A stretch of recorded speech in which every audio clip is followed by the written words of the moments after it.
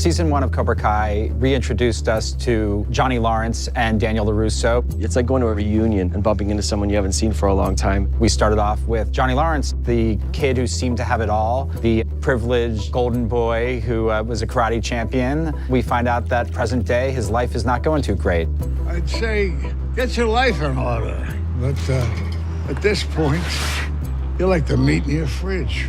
Meanwhile, Daniel has become the auto king of the valley. Banzai! Daniel LaRusso here for LaRusso Auto, bringing you specials on all of our inventory. The underdog has become a huge success. He's got a wonderful wife and beautiful family. He's going through life selling cars off of his karate past. Make that which he doesn't realize is getting under the skin of his old nemesis, Johnny Lawrence. And so it becomes a little more complex in the adulthood as they navigate their own midlife crises. This guy really had it in for me. Yeah, well, you did move in on my girl. Well, she actually wasn't really your girl anymore, was she? These are grown-ass men, still well, I'm gonna karate fight you. Come on, Johnny. You want to do this? Let's go with it. Everything changes for Johnny when he meets a bullied teen named Miguel Diaz. We come in on Miguel, who's getting beat up, parallel to how Daniel was in the original Karate Kid. He's not immediately jumping the fence to stop a beating. He's more a little bit annoyed that this beating is maybe going to spill onto his car. Hey! Watch your car, man. See this guy? Eating his dinner at the mini-mart like a bum? You guys are pissing off the wrong guy on the wrong day, all right? The bullies turn their attention on Johnny, and they awake a sleeping giant.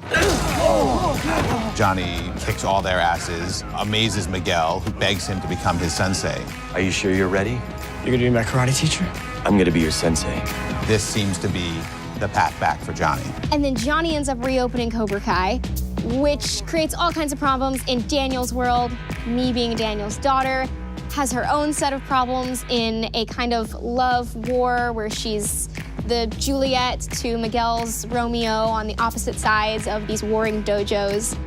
So Johnny brings it back. He's reluctant at first, but he actually ends up changing a bunch of these offbeat, weird kids' lives. Doesn't matter if you're a loser or a nerd or a freak. All that matters is that you become badass. Along the way, his estranged son is not so happy that he's spending all this time with these other kids while he didn't even raise him. To spite Johnny, ends up working for Daniel LaRusso at his car dealership, which quickly leads to him being trained for karate. That was kata.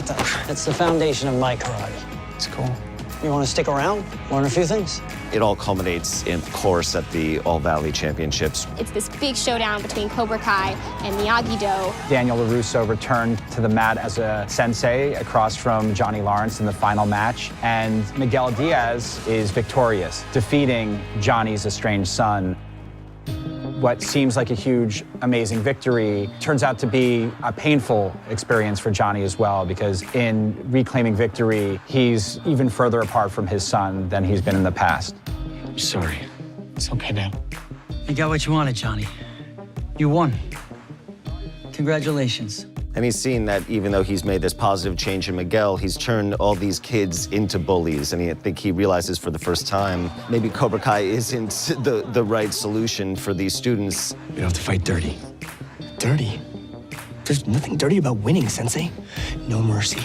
And then to add a wrench to the situation, in walks Marty Cove, AKA John Kreese. We see that this powerful character from his background is now in the picture.